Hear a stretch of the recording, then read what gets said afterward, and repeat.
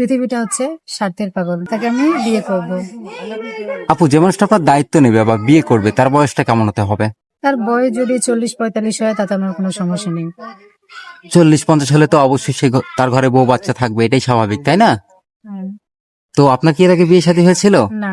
তারপরে একজন বিবাহিত পুরুষকে বিয়ে করবেন? হ্যাঁ, কেন? কারণ বিবাহিত পুরুষরা বোঝে যে সংসার কাকে বলে, বা হচ্ছে তার বউকে কিভাবে ভালোবাসতে হয় এটুকু জানে।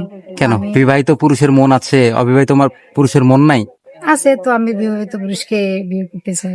আপনার ইচ্ছা বিবাহিত পুরুষকে বিয়ে করবেন, তাই তো? হ্যাঁ, কোনো ভাই যদি আপনার দায়িত্ব নিতে চায় বা যোগাযোগ করতে চায়, কিভাবে যোগাযোগ করবে? আপনাদের মাধ্যমে।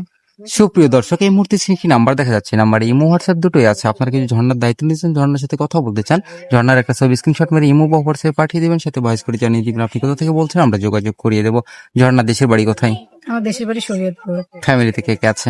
আমার ফ্যামিলিতে মা আছে, বাবা নেই। বাবা কি হয়েছে? বাবা মারা গেছে। কতদিন আগে?